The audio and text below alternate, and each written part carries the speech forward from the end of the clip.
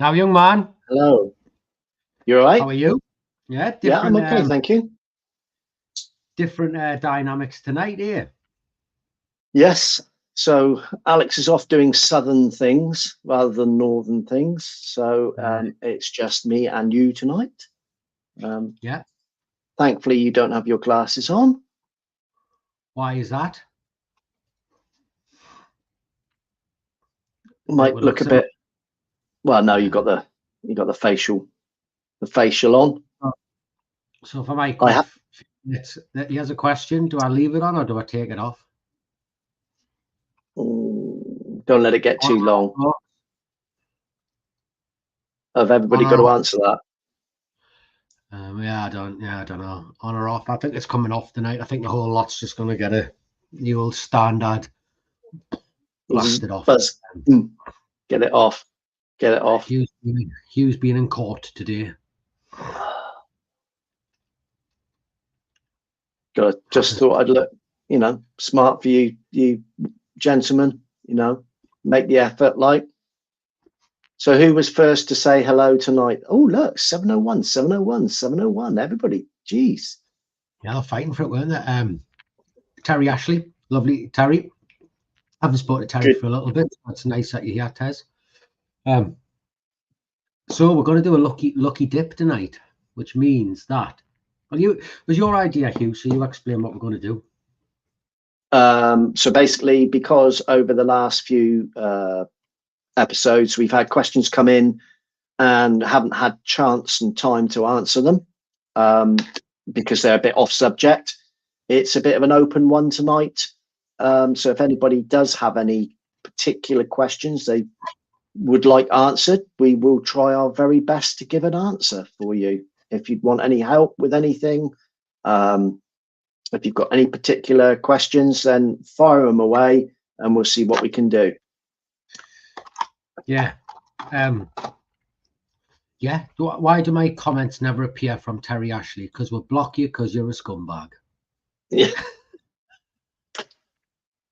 We have the power. I don't know. To be honest with you, the one thing I do in this has kind of taught us is that the way comments come on and off, and whether they're coming from YouTube or LinkedIn or what have you, affects it, and the analytics are never that accurate. They're accurate enough, but they're never fully accurate. So Sam Underwood, I don't know if this is a joke. Sam, is this a joke? When I buy one of your hoodies, it's very smart.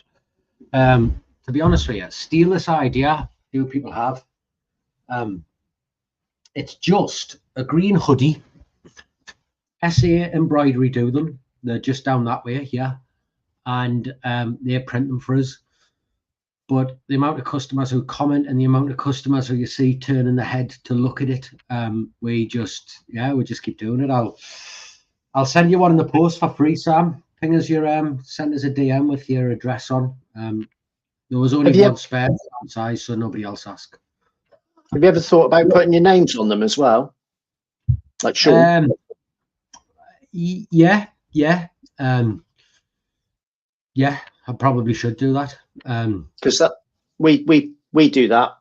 I always put the names on, because quite often you'll see people there.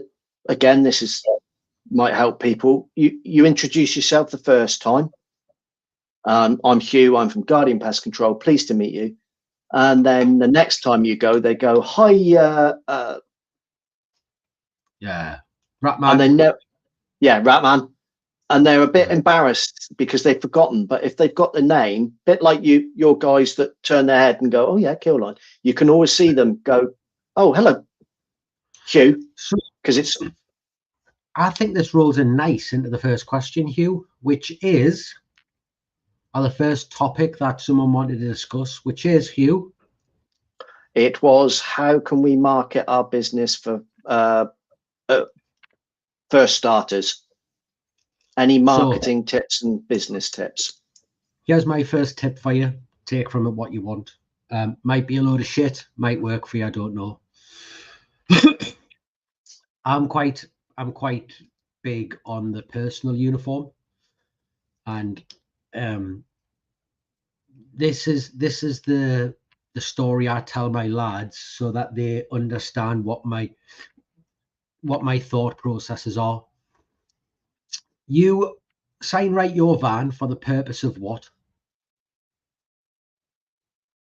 Getting more work. Advertising, getting more Yeah, work. advertising. When you are a one-man band, and you are wearing your uniform for work, I believe it should be exactly the same as advertising on your van. Now, case in point, go to B&Q, go to Wix, go to one of the big suppliers, go to any building supplier, whatever it is, and you will see a multitude of one-man bands in that shop. The question I would ask you is, how many of them do you know who they work for and what their company's called? And you'll say probably none. They'll put Dickies trousers on, they'll spend 50 quid on a pair of Scruffs bottoms, they'll buy nice t-shirts, DeWalt t-shirts, and they're very cool and they're very trendy. But there could be anybody. In that same shop, if you're in B&Q and someone from Rent-A-Kill walks down the middle of the aisle, or someone from British Gas walks down the middle of the aisle, do you know who they work for? Absolutely. Absolutely. The amount of people who because we are branded the way we are, we will be stood in the queue to buy something and the person behind us will talk to us about our business. So I believe one of the best things that you can do is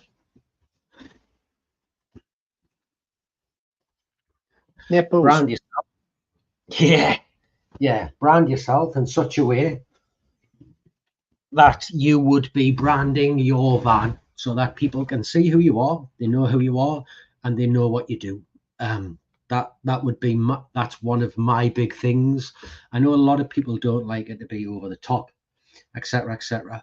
But I just honestly believe that when you get your t-shirt done, your polo neck, and it's got your little badge here, you are basically just saying to them, we are a one-man band. We are the same as every other one-man band. When you do something different and they can recognize you as a brand, and the next thing, which I'm sure Hugh will agree with, when you brand yourself properly, if you, I don't know, say you've got a contract and the person who's looking after it can't go, the next person who shows up when he's in this right branded van with the right branded uniform on, when he gets out, you're a lot closer to winning that customer's trust. And he's not getting, who are you? Definitely. You wear work hats, not your own hat. You wear work hats. You wear the same trousers. You've got to be that's one of my things. Personal branding, I think it's huge. Yeah, we've definitely been to places where they've been like, oh yeah, I recognize one of your guys came today because they had the uniform on.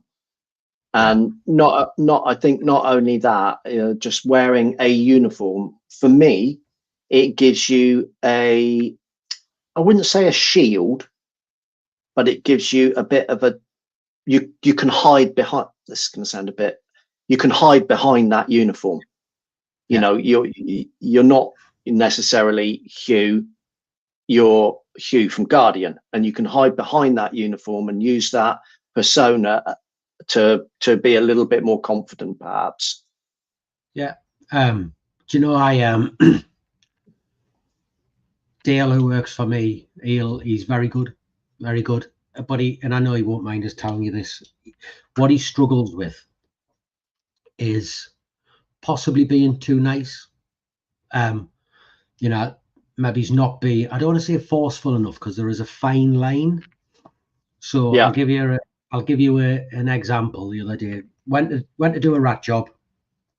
Long story short, lovely old couple, looks in the manhole, and there is a hole in the side of the manhole that rats are tunneling out of. It's heading in the direction of the house. So he will say to them, we'll need to get that repaired, because clearly rats are living in that area, and that could be I'm like, why didn't you sell them a drain survey? Why didn't I sell them a drain survey?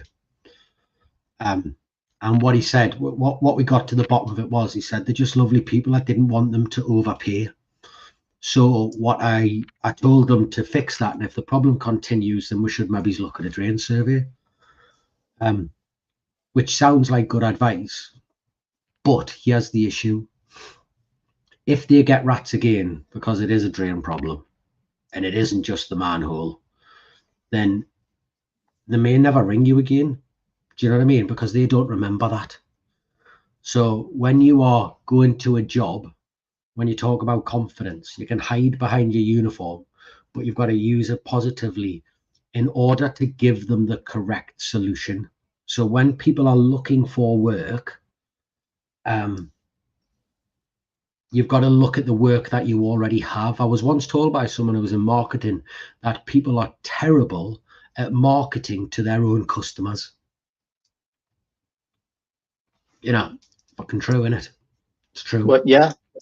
These, and again, all the time you see the without harping on about them again, you see people knocking Rentokil, but these are the things that we were, not necessarily are now, but we were taught in Rentokil all the time. Reinforce the need to your customer. You know, be the authority to your customer.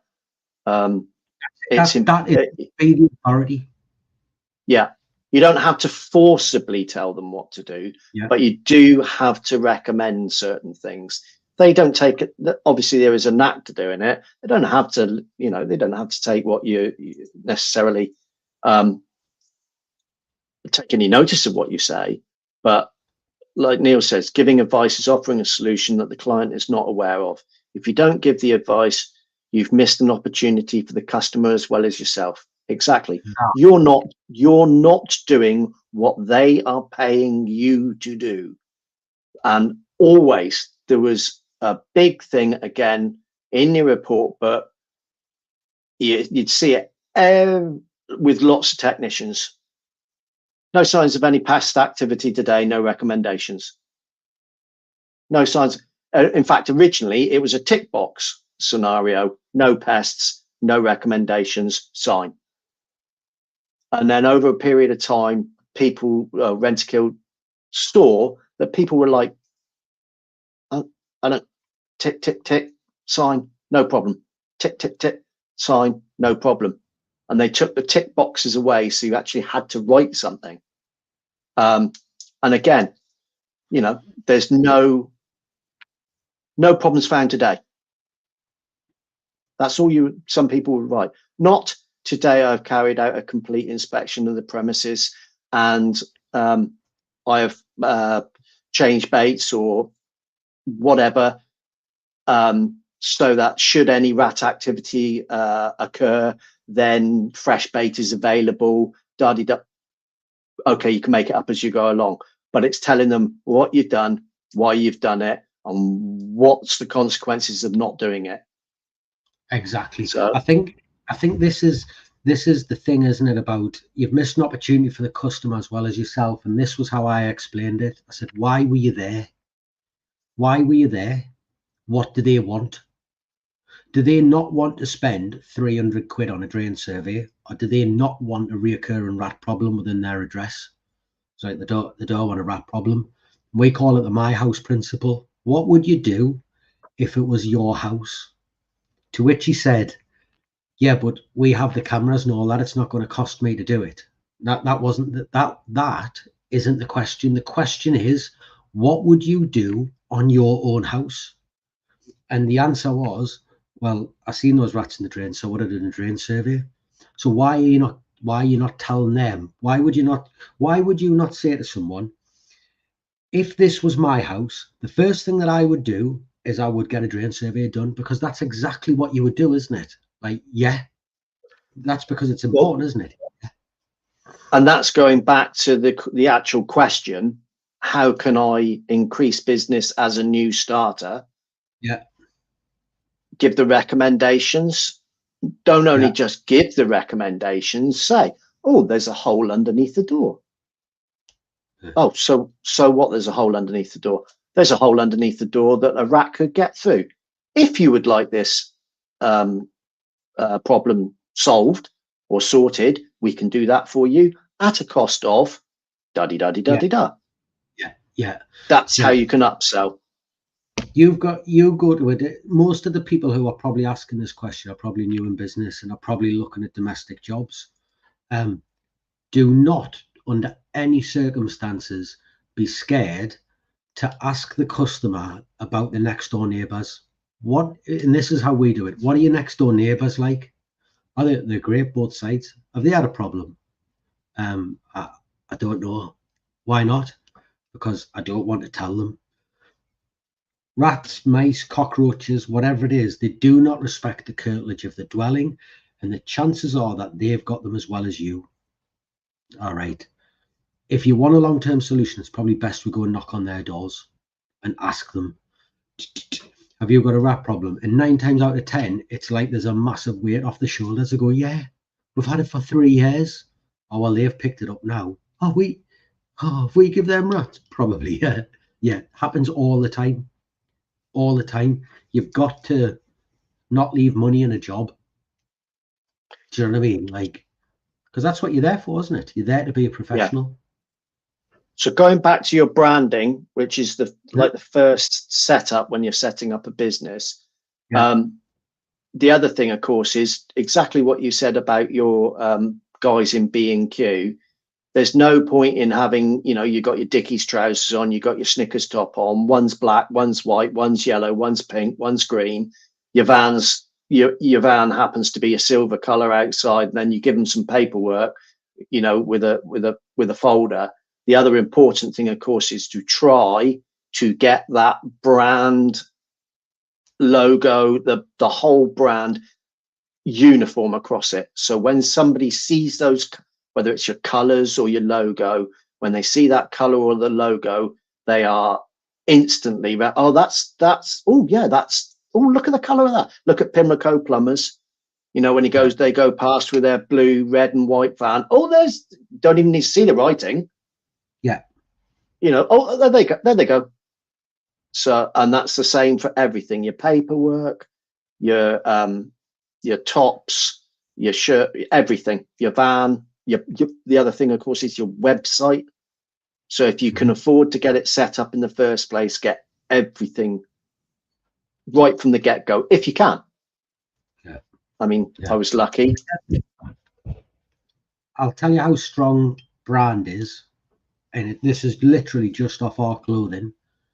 When we go into the sandwich shop in Redcar to get a sandwich, they don't call us by our names. We'll walk in and they'll go, "Hi, Killline." Promise you, I give you my word. Hi, Killline. Hello there. I don't even think they know our names. The tall lad from Killline, the big lad from Killline, the ugly Geordie from Killline. That's how they know. Bold one. Yeah. You're not in Killline. So there you go. That's the first one. Get your brand right, isn't it?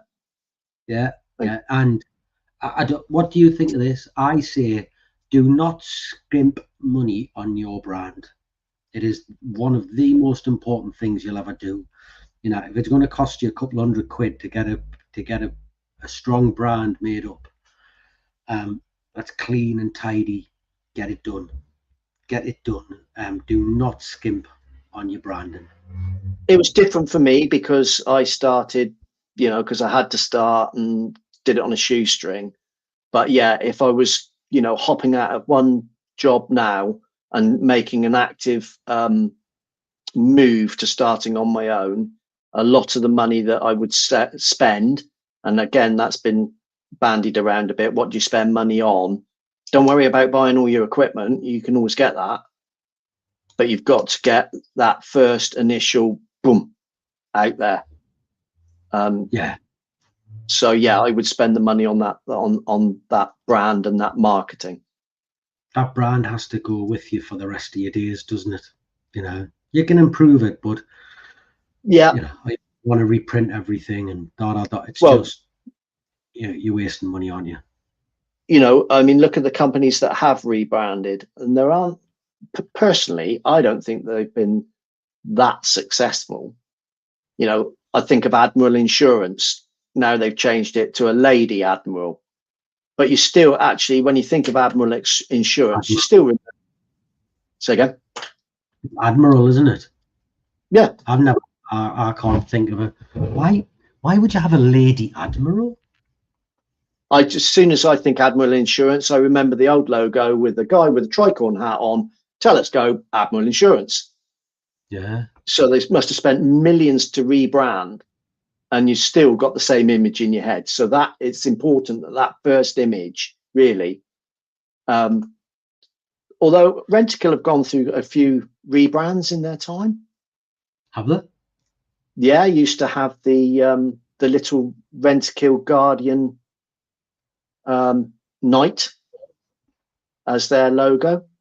Then they had an R with a circle, and then it went Rentokil, and then they paid a lot of money to have that line put underneath Rentokil. Oh, mate, Coca-Cola rebranded or changed their logo, and I think it was something like 50 million. And when you see the change that was made, it was absolutely tiny. Like tiny. It's like what? Like, but that's how important brand is, isn't it? They're willing to pay that tiny little change. So get your branding right. There's a question for you. Go on. You're starting off, you're on your own. You've jumped out of one job and you're tight on cash. Where do you go for quick hits?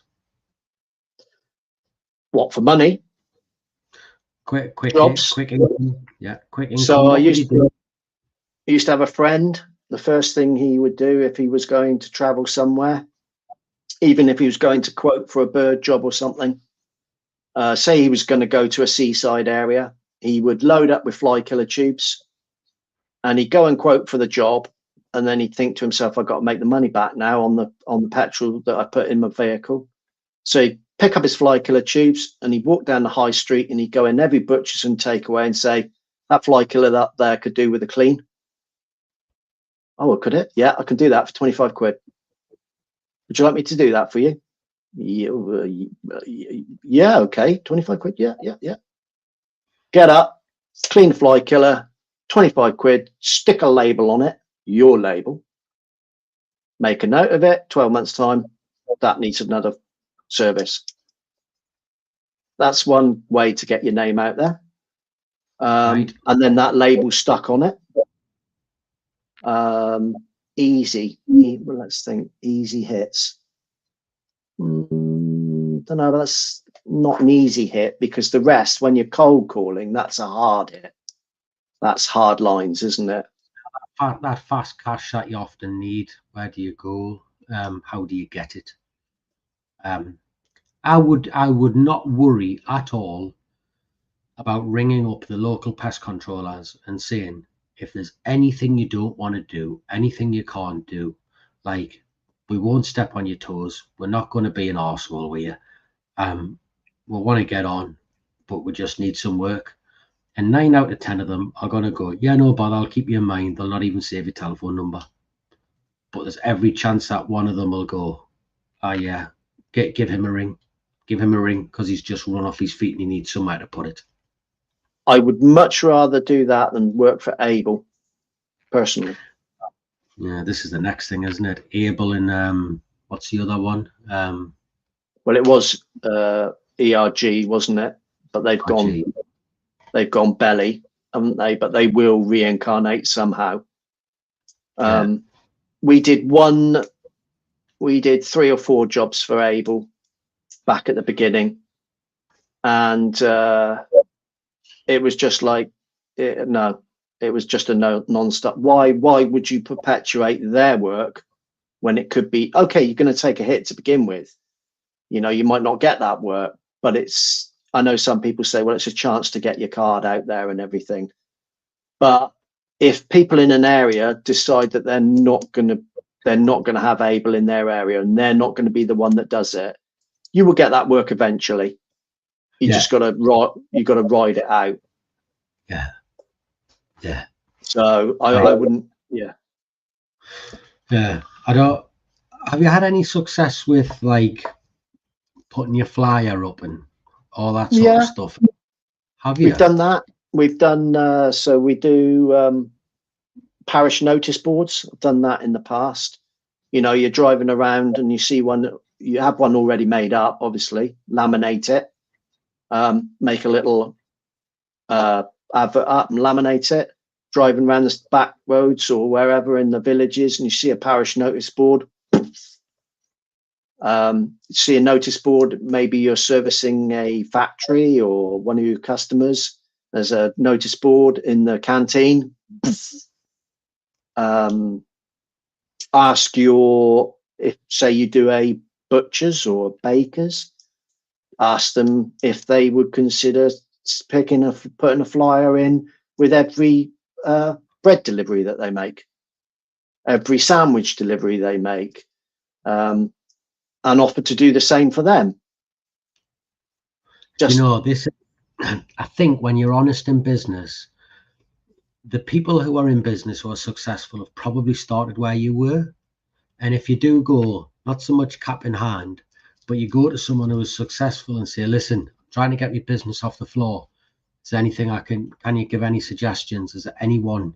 They will get you work. You'll be surprised. They know the people who have the money and they'll give you the opportunity. You've just got to get it right, haven't you? Yeah. You could go to your local, well, I'm not sure about the Federation of Small Businesses meetings, or your local Chamber of Commerce meetings. Absolutely. All of those things just to network. I mean, in America, they're quite big on wearing their uniforms to their branded uniforms to like parents' evenings and, you know, watching their kids go and play sports or something like that. Not quite so sure I want to go wearing a Guardian Pest Control. I do it everywhere I go.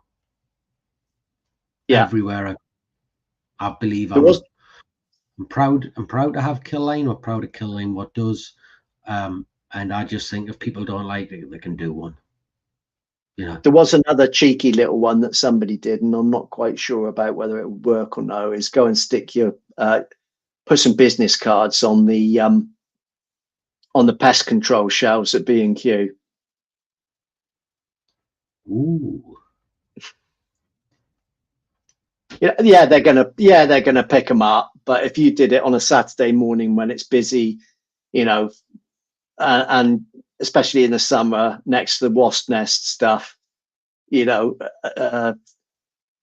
you really want to deal with these wasps? Little business card. No, you don't. Phone us. Stick them in a little pile beside the wasp nest killer. I don't know how successful. You see that, Mandy? Here you go. I wear my uniform to school events. I get loads of local business from the mums. Do you know how many dads now are going to turn up in there? Single dads, left, right, and centre, going to pick the kids up in the school uniform here. So, and not just B&Q, but garden centres where they got the wasp nest killer. That's another, you know, just put a pile of cards. I mean, cards are pennies, aren't they? They might get pissed off with it, but yeah, worth a go, isn't it?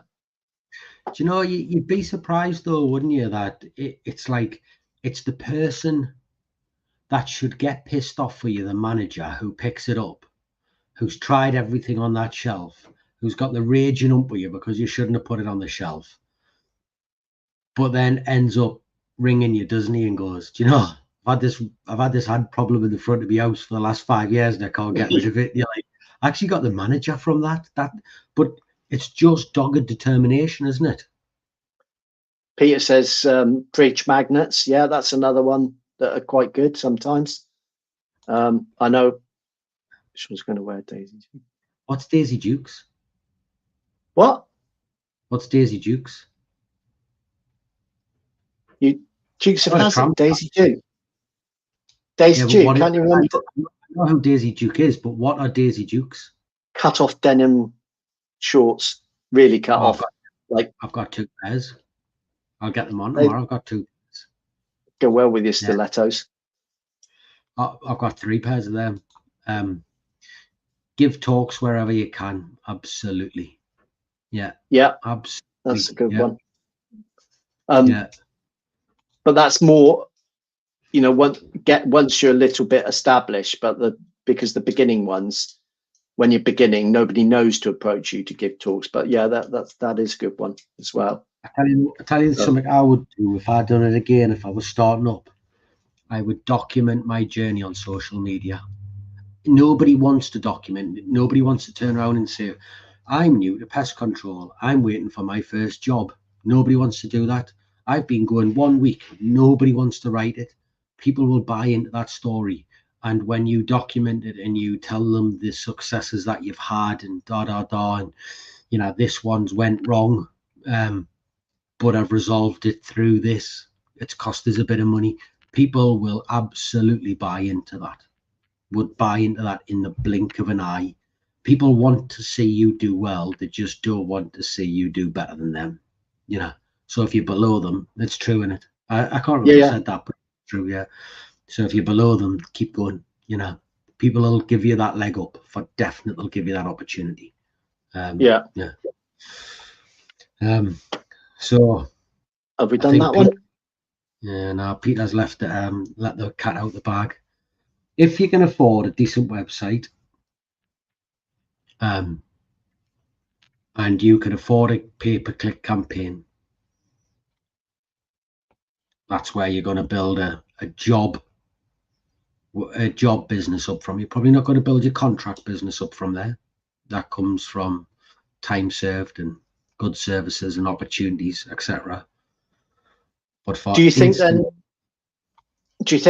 that people that are starting out now have to decide which route they're going to go down, whether they're going to be a domestic or whether they're going to be a commercial or specialize in one thing, or is it a matter of just taking everything that you possibly can and having a finger in every product?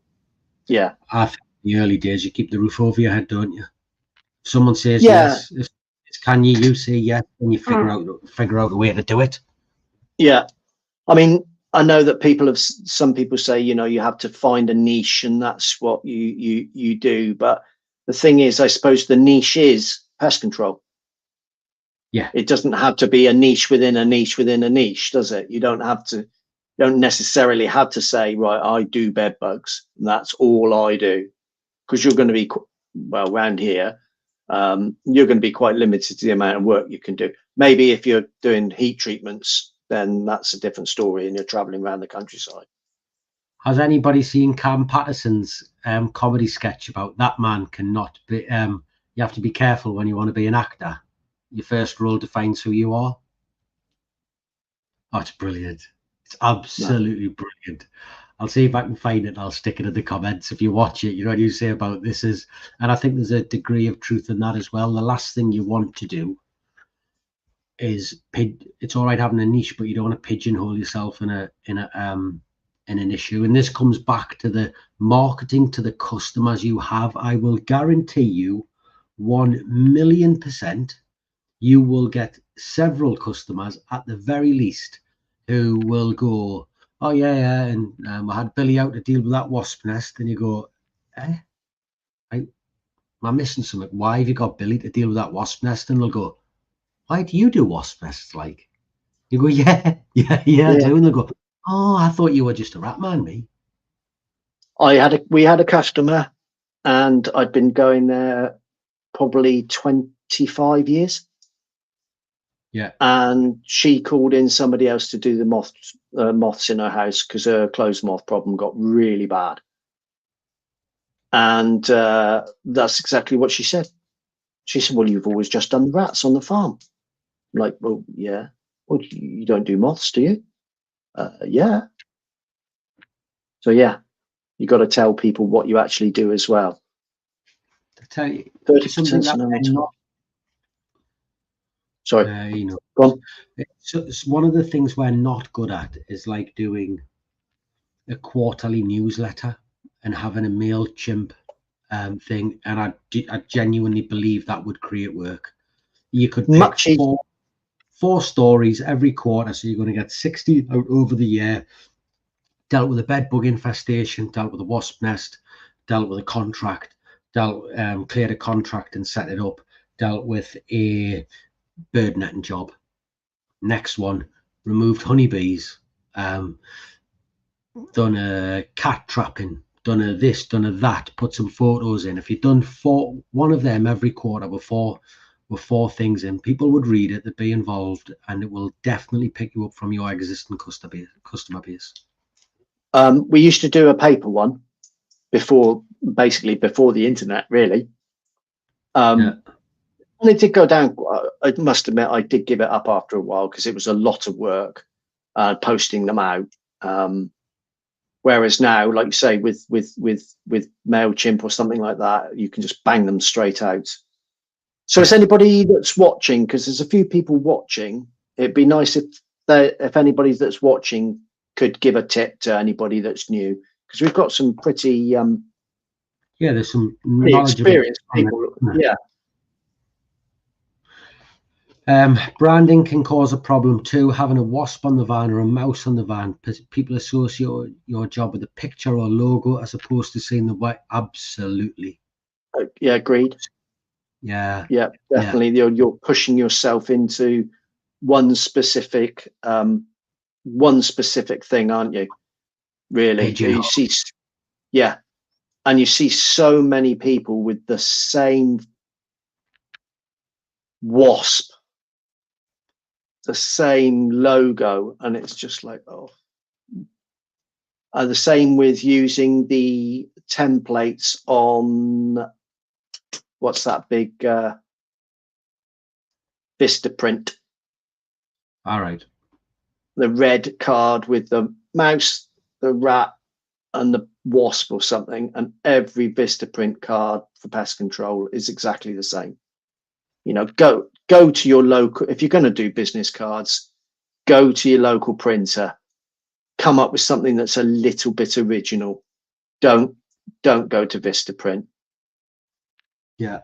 Tell you, if you're going to get a card printed, instead of a business card, I would get something like this done. It's a little bit bigger, and it says on the front, the biggest compliment you can pay us is to recommend us to your family, friends, and colleagues. We grow by recommendations and reputation. Thank you. Please pass on this card with your telephone number with a list of services that you offer on the back. I don't think that's very well written. And I would, if we were to do it again, I would change it. But it would definitely say the biggest compliment you could give us is to recommend our services. Please, can I ask you to provide a Google review? I haven't got one here, but we did try the NFT cards for a while. Not NFT. I know what you mean. Yeah. The tap cards. I don't think we got many people to hand up their phones and let us tap a card against them, actually. So they weren't quite what I thought they were going to be. And they were quite hard to write on the phone as well. If I could go back again, the one thing I would do from day dot is I would try to get Google recommendations. So for about, I don't know, 3, 4, maybe even 5 years, I never asked for a Google review. We got the odd one here and there, and they were legit, and it went all right. And the lady who designed my website for me, whose opinion I value massively, one day said to us, "Sean, why the fuck have you not got any reviews?" I said, "Oh, people don't give us them." My excuse in my head was, nobody's going to write on Google, "I had a rat problem." Nobody. So I never asked, and they never put them in. And she looked at us and she went, "But do you not ask?" And I was like, "No." She was like, "Why not?" And I was like, "No one reads fucking reviews anyways." This is how like silly I was. And she said, "Do us a favor, get some reviews. It'll help with your SEO, even if they don't read it." That's what she told us. And I was like, "Oh, helps with SEO, it gets us further up, I'll get some reviews." So I started asking people, and the reviews came in because I asked. And the reviews, the amount of people who then started contacting us and would say, we looked at the reviews and yours were the best. So all those years of lost reviews and lost work were just silly, you know. And you can do a Google My Business listing and you can get reviews put against it without a website if you really wanted to. You know, so reviews are massive, massive, massive, massive. The amount of people who will read them and look at them, even if you don't, and people do, like, get them to the best of your ability. Reviews are huge. Anybody else got any tips? We've had a few come in. Yeah. Or any other questions? Otherwise, you're just going to hear me and Sean just rambling about the same thing. That's all right. They're good, aren't they? You know, I'm sure that there'll be a number of people who watch this. I tell you the one thing I would say to anyone who starts, though, you have to be willing to sacrifice. You know, you have to be willing to not go to the pub. You have to be willing to not go and buy yourself new trainers and new flash clothes and da. Your business is going to need every penny it can get. It's like I say to people, your business is like a crack addiction.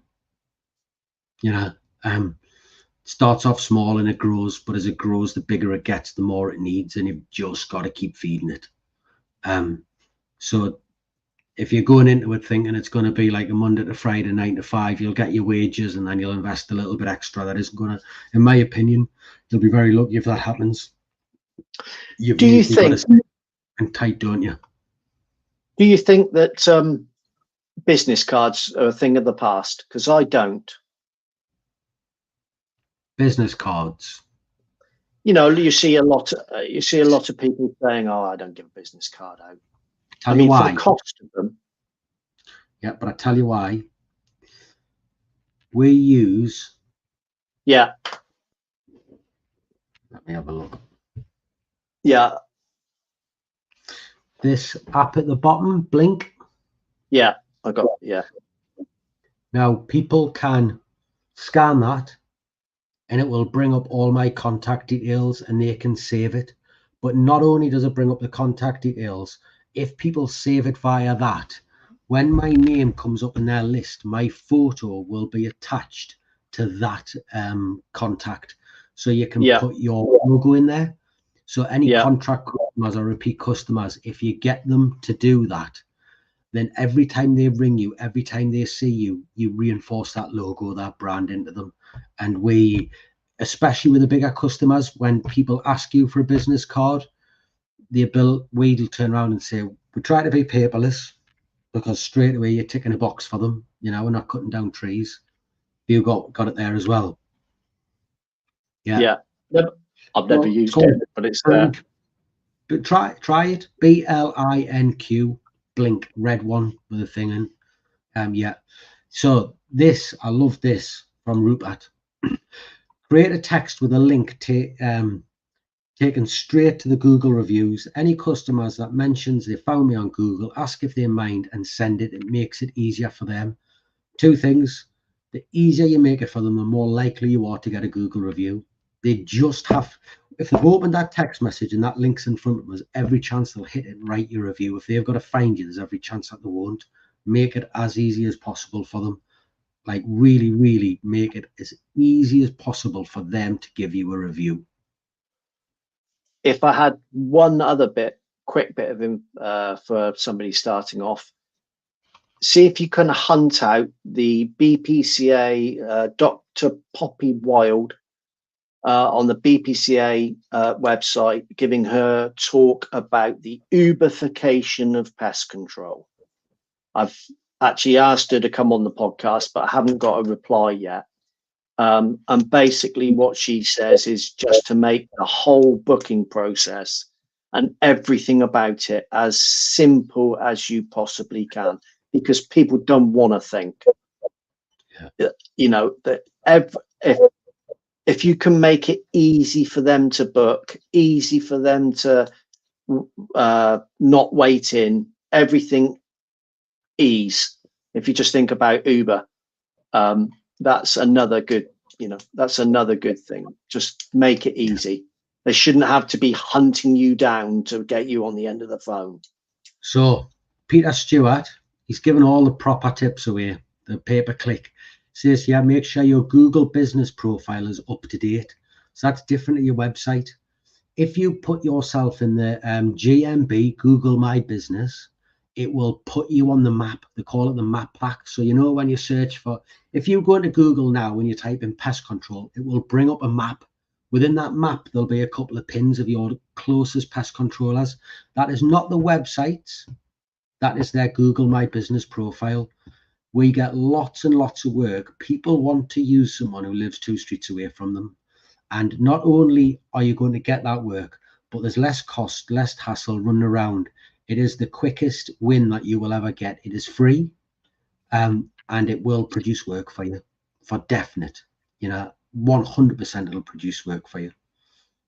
Yeah, Rupert says every new customer gets a card. I mean, they are so cheap. If they chuck them in the bin, does it really matter?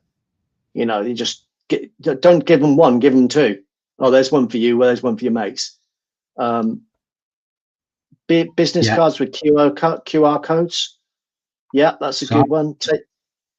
So, Rebecca, as you said that, I had a brilliant idea that came to me because I'm stealing that idea, because I think that will, if you've done a card like that and it had a QR code quite big on it, people would not be able to help themselves scanning that QR code. And once they're on that page, they will write that review. Your job isn't necessarily to get them to write a review, it's to get them on that page, and then they'll do the rest for you. You know, I like that. In fact, I'm going to steal it, Rebecca. I can't believe it just come to me as you explained it to us. We do that. What the best thing to do is actually save the QR code on your phone as the background, and then you just say to the customer, scan that. Right. And then it will take them. Could take them to your web. You could have it to your link tree. Yeah. With all your contact information on, anything with a QR code. We use the QR codes in our folders as well to take them to our website, rather than www. Just scan it on the first page of your folder. Takes you to the website for contact details. Yeah. You know, I think that's true. Yeah, pin your cards to notice boards. I've not found it to be particularly effective, but as Hugh says and Stuart says, they're going to stop there for a long time. And if that 1 penny card gets you one job, you know, that one job turns into 2 jobs, turns into 3 jobs. If you market to your customers, it's a rolling stone, isn't it? As the years go on, you just keep banging them up. Andy, who hopefully should be coming on to talk next week. Yeah. Get involved with our industry, which is our MPTA and BPCA. That's another one, because then once you're in either or, hopefully there are other people that will pass you work. I'll tell you the other thing which comes back to this, putting your business card up. A very good friend of mine has a firm called Celestial Windows, does windows and doors. It's a big outfit up here. It's a bit like Guardian. Who was that? Better than the rest. No, who was the original? Oh, Nataro Homes. Nataro Homes. So they're a bit like them. Celestial. They've got a oh, Celestial Windows, and everyone knows it. And I said to Atif one day, why do you not have your telephone number or your email address or contact details on your advertisement? And he said, we have never, ever, ever got a job from the radio. And he advertised on the radio every week, and he has done for the last 10 to 15 years. And I said, so why the hell do you advertise on the radio? And he said, because what happens is people go onto Google and they type in Windows and Celestial pops up and they go, I know them. And you've implanted that brand in their brain before they even look. So if you can get that card out there, put it out there wherever you can. If they see Kill Line, and they need a problem, they're not going to remember Kill Line. But when they Google it and it pops up, they go, oh yeah, we'll give them a shout. So keep that brand on for definite. This one, the thing about Facebook pages is they can be overly advertised. Now, on another forum, the idea of for us, I might be completely wrong, it's not actually to advertise on Facebook. It's just to make your presence known, and also just give an answer. Don't try to sell anything. Just give an answer to a question, so that when somebody does get a problem, you are seen as the local expert. You're not Bob the Builder advertising to do a wasp nest for 25 quid. You know, you are Sean from Killline. He knows his stuff. Oh, how much does he charge? Don't know, never mentioned it, but we got a problem, we need it sorted. So let's and I think that's, a lot of people say, you know, I might be wrong, I don't know, but personally, I don't think we've ever had a proper job from Facebook directly. We stopped. We stopped advertising on Facebook for exactly that reason, because it was negative, it was destructive. I would spend time answering messages, dealing with people who had absolutely no intention of using us. They went there for information, you know, and they will give you basically, I need a pest controller who's really good, really cheap, and can come now this second. If you are that, you will not be that for very long, you know. If you are good and cheap and come straight away, you will get busy very quickly. So we purposefully stop away. But Hugh's right. You can definitely market yourself in such a way where you are an expert, where you're not there touting for work. You are the expert. You know, I won't use somebody who, when someone writes, I need someone to do my fence, I need a landscape garden, I need someone to repair my roof. If I see anybody commenting going, we can do that, get in touch for a no fee, no obligation quote, I'm like, I would never use that person ever. Yeah. You know, ever. Mandy says, get a plastic card, like a credit card. Has anybody before we go on, has anybody ever tried the little plastic holders that you can stick on the side of your van with your cards in? Anybody ever tried those? No. So you can get a little plastic holder and you stick them on the side of your van. You put your business cards in. They got a little waterproof lid on them, so that if people are walking past your van or anything and they go, oh, Killline, well, look, oh, there's the business cards on the side of his van, I'll have one of them. I don't know if anybody's ever tried them. Local. Oh, but I would probably give it a go for what it is. What's a plastic card holder going to call you? I'm not sure how much they are.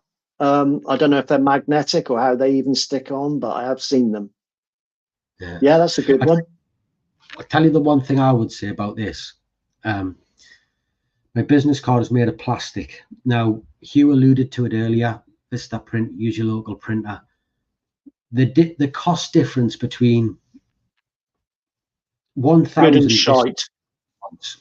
and 150 locally produced quality cards is not that big. I know you're going to get nearly 10 times more from Vistaprint than the small amount of locally brilliant cards, but you will get more work and more reputation off the brilliant cards than you will off the lots of the Vistaprint ones.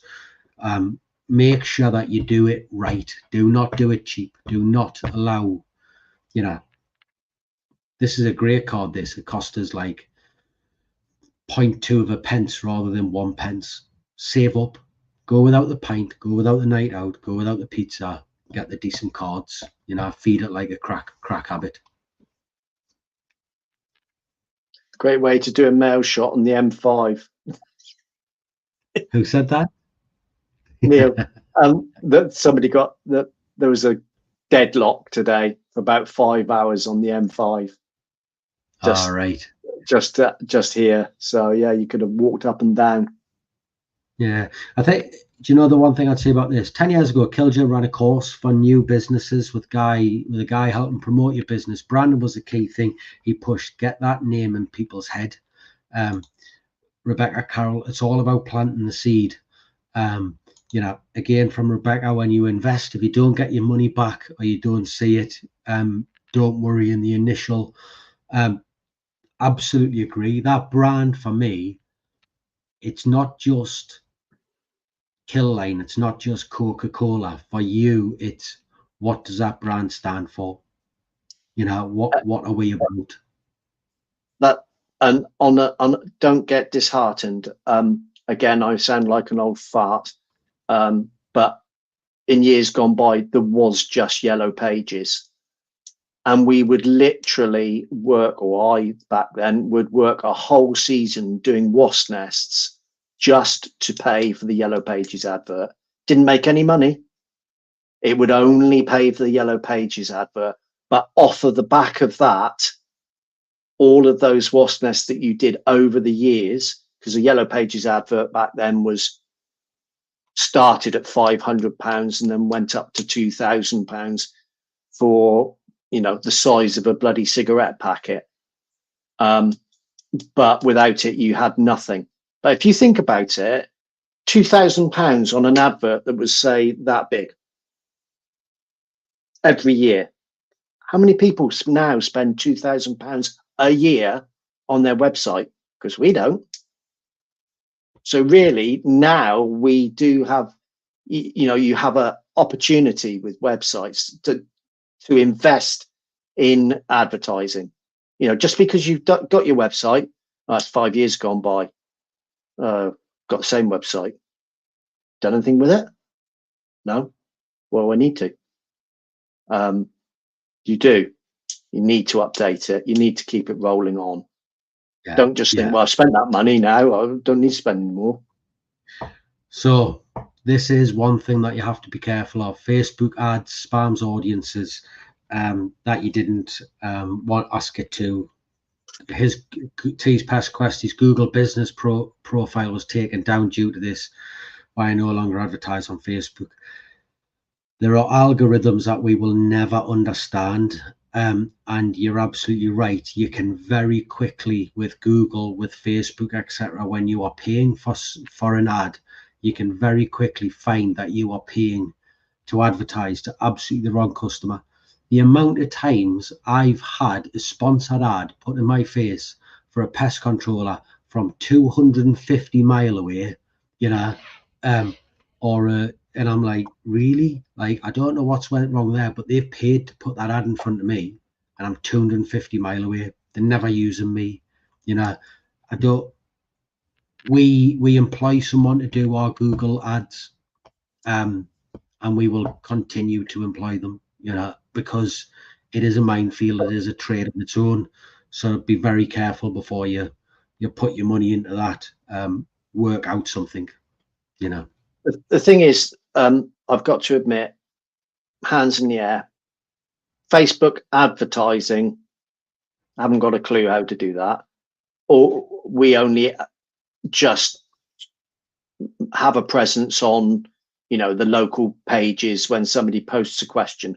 I wouldn't even know where to start on Facebook advertising or why, as far as Facebook advertising goes, actual paid adverts. So your local printer will always be much more helpful when and if you want something other than business cards. Absolutely 100%.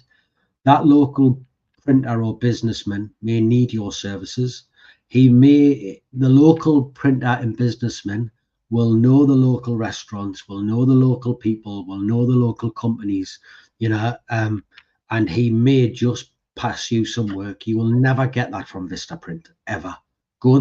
You can't turn around to your local businesses and say to them, please support local, please support me because I'm local, and then go and shop on fucking Vistaprint. If you've got time on your hands, walk down to the local printers, walk into them, see what they're like, talk to them, build that. Here we go. Build that relationship with your suppliers, with your printers, whatever it is, and go from there.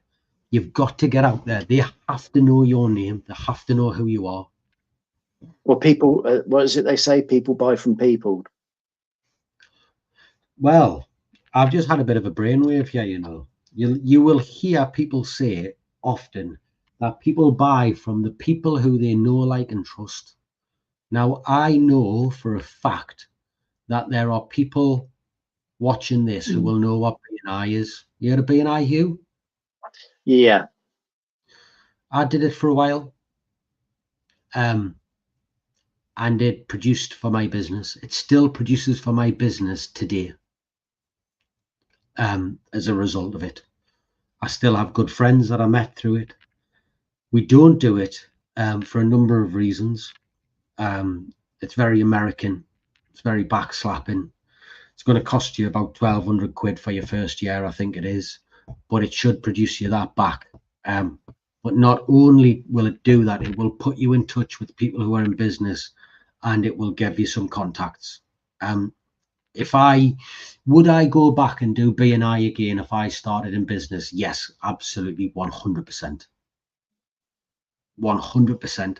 If you haven't done it or you haven't considered doing it, I would,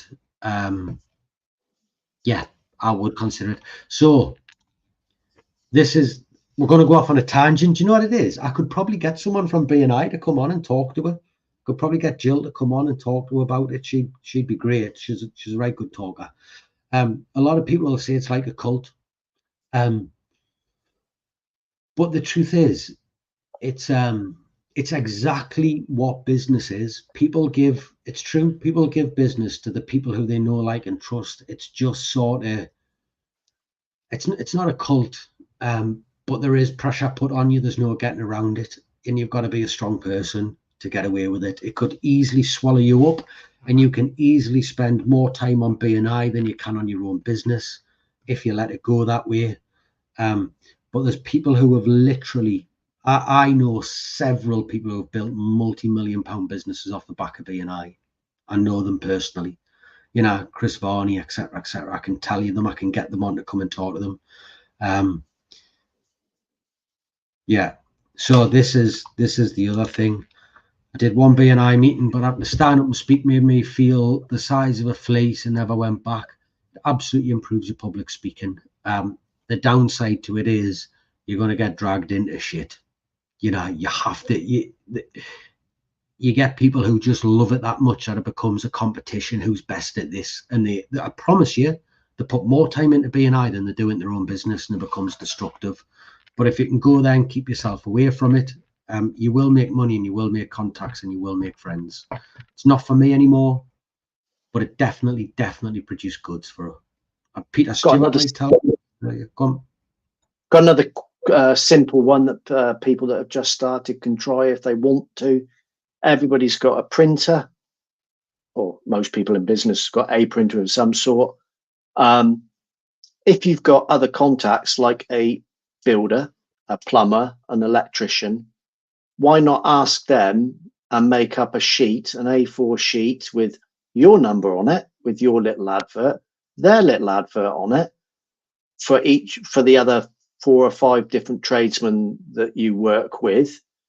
Print 100 sheets out, which will cost you absolutely pennies. Give them to the people that you know. Say, tell you what, you give those out, I'll give these out. You print more of those, I'll print more of these, and we'll keep giving them out to our new customers, like a little local newsletter or a little local directory. Only has to be an A4 sheet with different numbers on. And the deal is they give them out, you give them out. So if you can get a plumber, an electrician, a roofer, a tiler, a landscape gardener, that's 5 people on an A4 sheet. They give one to each of their customers. You give one to each of your customers. Yeah. Nothing really moves. Building relationships, isn't it? So this is Stuart, me and you must be in a similar place in business, because this is exactly what I found. Facebook was a terrible place to generate quality customers. We're probably I bet you if I went through my messages now, I bet you I'd go 20, 25 messages back before we got a paying job out of it. And if you think every single one of them takes you 10, 20 minutes to deal with, like, you can just lose money, lose time hand over fist. Sorry, you're sitting in the house and you've got nothing better to do, but it never produced for us, ever. What's the other one? Mum's Net, is it? Mum's Net. There's the other one, Next Door. Never heard of it. That's another new one that's coming up. Next Door Local.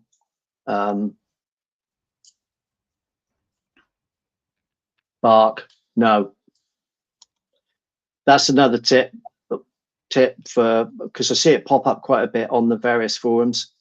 Do not advertise in police diaries, local schools, drug enforcement diaries, educational books for schools, planners for schools, procurement companies that purport to be getting you work for local councils. I tell you the massive one. Is it the Blue Light? Blue whatever? Sky. Blue Sky. Blue Sky. If they're up from Blue Sky, immediately say to them, I know that you're a bunch of scamming motherfuckers and I've read your Google reviews, and they'll put the phone down on you.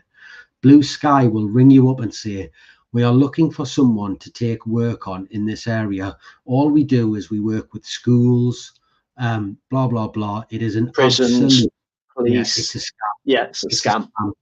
Wall planners. Yeah. Anything like that. Wall planners. If it sounds too good to be true, please do not waste your money on it. Bark the same. That's my opinion. Personally, I don't believe in checker trade.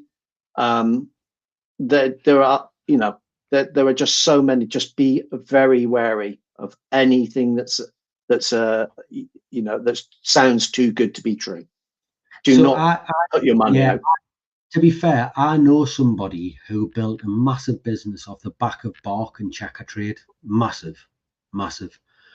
He has the problem with it. You have to have a business big enough to have someone sitting on the phone watching the screen, and when the job comes in, go, hi there. And that is exactly the solution. If you are going to be out working, and you are not going to be first one to that call, you are just going to waste your money in the blink of an eye. You have to have someone sitting watching that screen or watching the phone. Immediately ready to respond. The other thing is, correct me if I'm wrong, Sean, but a lot of people on bark and check and trade, if you are going to do a extension for somebody, it's going to be an £80,000 job. It's not going to be an £80 wasp nest. If you've got to pay for a lead for an £80 wasp nest, you just don't bother. For me, that's you would be better off spending that money on your branding, as Rebecca says. You call it done, the cost of acquisition. How much does it cost you to get that job? Yeah. So if you go Google guarantee, it's going to cost you £5 to take a phone call that is longer than 30 seconds. And if you land every other job, you might think, well, that job's cost us £5, but it hasn't. It's cost you £10 because you're only landing every other job. So if you're going to charge 50 quid for a wasp nest and you're going to spend £10 on acquisition, all of a sudden you're on £30. By the time you've put some fuel in your motor and insurance and paid for your wasp nest, you're not making any money at all. You're making nothing. So be very careful and understand your figures. Yeah. You shouldn't have to pay for work, advertised and where else we've got here? We don't have Business Gateway, Rebecca. However, this is where Hugh's going to tell you how fucking brilliant I am. If you have anything about you and you contact your local council, whatever it is, and you speak to their business advisors, it is incredibly easy to get business grants. I got one for a piece of equipment downstairs. I rang the lads up and said, well, it wasn't actually, it was on a pest network, pest chat. The thing that goes on after this that nobody comes to because they're all too cool for school. Well, as a result of that, several people applied. Did you get containers with about 7.5 grand off it or something like that? Yeah, we got Yeah. half the cost of a couple of containers. Yeah. So yeah, it wasn't easy. Yeah, no, neither. Mine hasn't been either. But how many jobs do you have to do to make 7.5 grand profit? That would have paid for Oh that. yeah. Like, It did take some work, but it was well worth it. yeah, there you go. If you're in Scotland, Business Gateway is free and they are amazing. They offer free courses and give lots of advice and help you on your journey. I'm pretty confident if you type into Google now, does England have a business gateway like Scotland? They'll probably say England has this scheme. You know, No, there used to be one. I can't think what it was called. there you go. There was one, but I don't know whether it was county. Google prices crept up recently. I'm paying £7 to £10 per call now. You know, if you're doing, wasp season's coming, although there's a lot of people complaining at the minute that it's not coming, aren't there? Last season with FireCam and there's going to be no wasps to kill. We didn't start doing any wasp nest last year till the 15th of July. Yeah, I think it's coming. It's just going to take a while, isn't it? So yeah. And then all hell let loose. Yeah, but this is one of the big lessons in business. You have to understand what you're paying. You know, you are not a pest controller anymore. You are a businessman, and you have to understand. And watch back to Sean Taylor's podcast. Yeah, everything he does is quantified. He's an accountant. He understands the figures to the minute detail. You know, I'm no good at it. I try my hardest. I'm better than a lot, but I could be a lot better at it. It's something that we're concentrating on massively. You may want that new air rifle. Oh yeah, you may very much. Do you need it? Yeah. You know, it might be nice. You can have it. You know, if that's your pleasure, fine. But as far as a business goes, do you actually need it? We've still just for instance, we've still got the same rifle that I bought 20 years ago. Does the job. It's earned thousands upon thousands of pounds. Don't need it, don't use it very much, but it's there if we need it. Do I need to go and spend £2,000 on a PCP? No, because I'm not going to get what you want to put in £2,000 on something. You want to be getting what, 8,000-10,000 back? Well, it's not going to happen, is it? Yeah, easy. Yeah, and that goes back to the people that are starting in the beginning. You don't need to go out and buy all your equipment. You don't need everything all in one go. You can get it next day. You know, there's stuff that I've got in the containers that's been used once in 30 years. You know, you could have got around it. So don't go thinking, oh, I've got to have the best of this and I've got to have that and I've got to have this. My van's got to be full of kit. It doesn't. It really doesn't. So good networking. Networking is brilliant, but networking should definitely not occur only at networking events. You should be networking when you go into the sandwich shop, when you go into the paper shop, when you stood in the queue at Tesco, when you are talking to your friends, when you're at the football match. Your business needs it. You should be networking all the time, and people are going to go, fucking hell, is he talking about that again? Yeah, no one else is going to beat your drum for you, son. You've got to fucking bring it early. You've got to get out there and manch it. Yeah. 3rd of July, Neil said it was. Yeah. Buy as you go, charge your client that wee bit extra to cover it. Oh, yeah. The Rent-A-Kill story. Tell them it. So when I was a supervisor for Rent-A-Kill, we had one drill for the whole branch. And the new surveyor came down and said, how many drills you got? I'm going to be selling these bait boxes, these steel bait, the bread bins. How many drills have you got? I'm like, 1. He said, what, between 12 technicians? I'm like, yep. He said, well, I'll tell you what I'll do. Every bait box, every steel bait box we sell, we'll price in a new drill so you can fit it. I'm like, what? It's like, yeah, what drills do you want? I'm like, well, quite like Makita's, really. He said, okay, I'll price that into every job, and by the end of the next cycle, every technician in this branch will have their own drill. Was that cordless? Yeah. I was going to say, what did you do when it was corded and you were like running around buildings with fucking 300 meters of cable? Run around with 300 meters of cable. Ever. Yeah. You'd have your 110 volt transformer, 5 leads, and you just take the lead with you. Wow.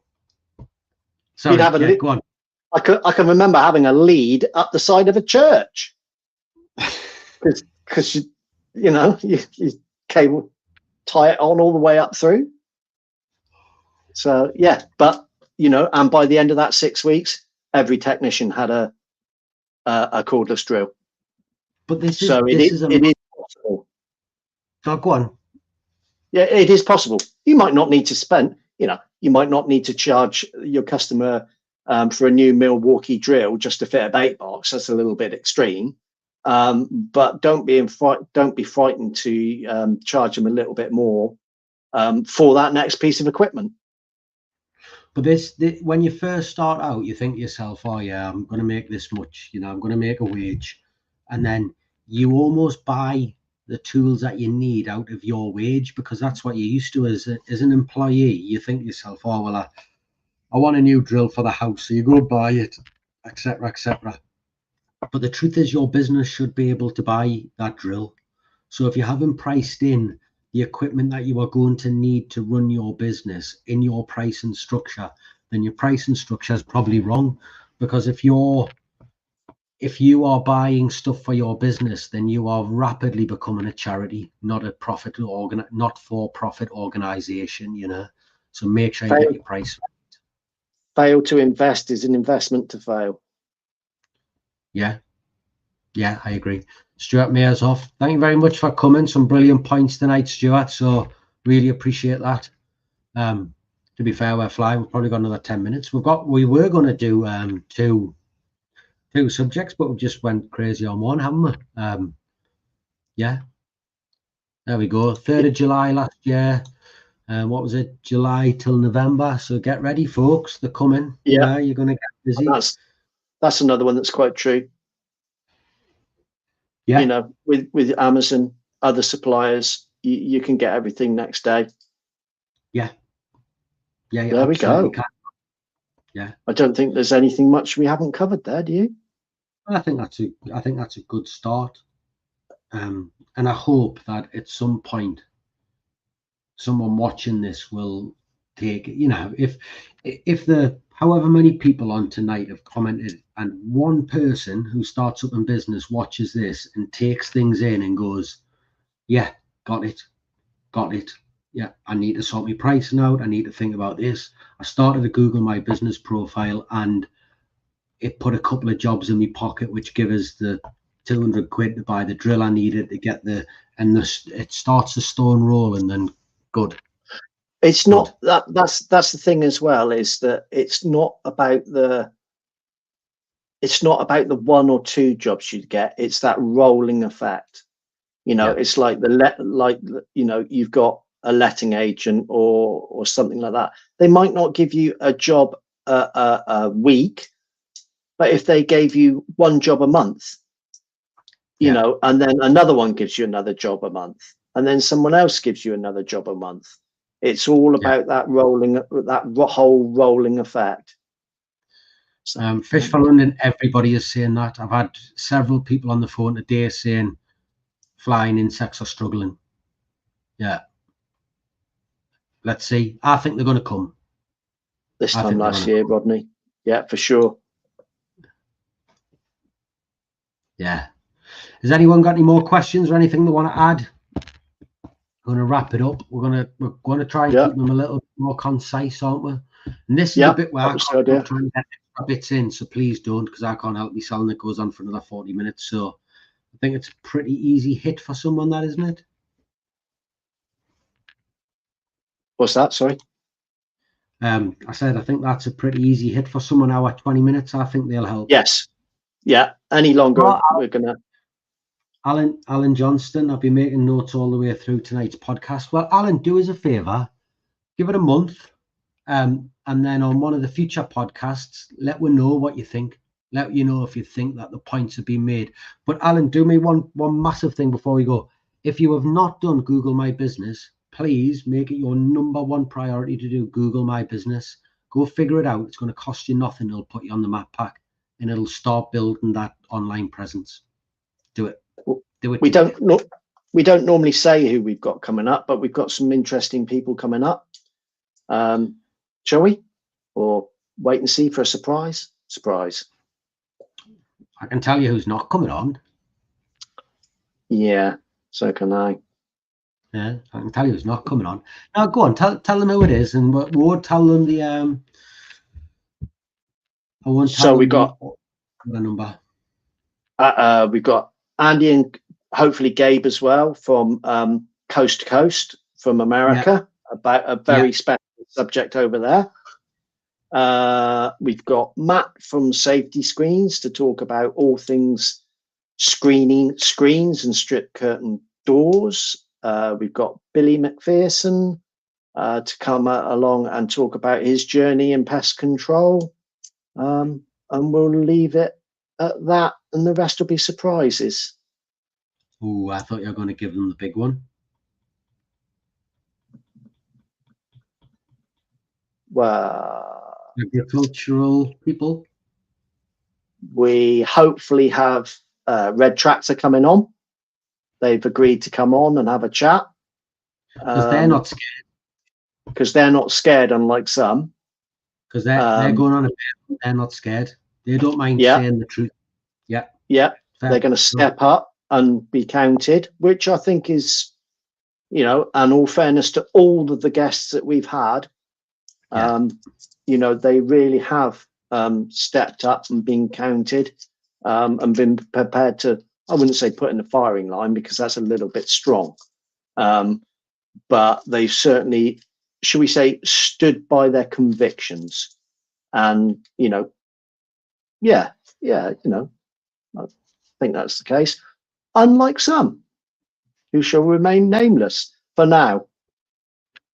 Well, it is what it is, isn't it? Yeah. All I can say is if you are that scared of damaging your brand through your staff saying what they think, then your brand isn't worth a lot and your training's probably worth even less. We forgot to say one thing. What was that? If anybody on here has learned something tonight, please don't forget to like and share. Oh yeah, hang on a second. Wait, mate, I'm shit at this, so wait there 1 second. Hang on, let's bring it somewhere. Don't forget to like, follow, and share. If you can, please. That'll be good. We haven't done any of these. Don't forget to ask your questions in the comments. It's too late. Do you vote in the No, hang on a second. I've got to get them in. No, you got to get out. Yeah, BPTA basis link in the bottom if you want your CPD points. Get them on. Get them on. Should be a new one next month. Yeah, and then even though they won't come in and talk to us, I'm not saying a word. No. So they're not scared. You're scared. 3 questions, Hugh. I'm going to ask you because you've been great tonight. Have you enjoyed your time on this podcast, Hugh? Of course. Have you?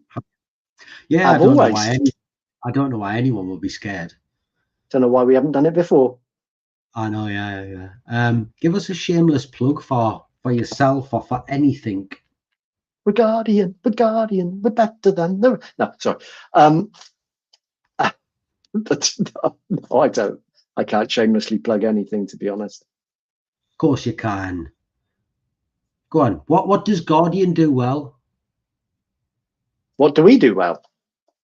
We are very good at doing contract work. We are able to take on any specification thanks to our certified field biologist, Neil Bond, who helps us. So we're able to do BRC work. We're able to do Marks and Spencer's, Tesco's, anything. So just because we're a small company doesn't mean to say we can't handle it. And who would you like to see on the podcast, Hugh? I would like to see... I've got a list, actually. Go on. So let's both do it. I would love to see someone from FICAM come on and talk to us about FICAM. Yeah, I would like to hear Dr. Poppy Wild about the Ubification of pest control and marketing again. I was going to be a bit facetious, but I really want that Richard bloke to come on who done the mental health talk for Pest Force. Yeah, Mosley. I would. Oh, I've lost it now. What was I going to say? I'd like to see somebody from Basis Prompt come on. They're not scared. No. Yeah, I'll say something from there as well. I can't think of anybody else. I would like to see soon. Hopefully, Dr. Buckle has put a word in. Soon. I would soon. I would like to see the new chairman of Crew come on. Good one. To be fair, we've not him, so we've not. No, we haven't asked. No, we haven't made contact yet. That'll do for now, I think. Yeah. Let's see.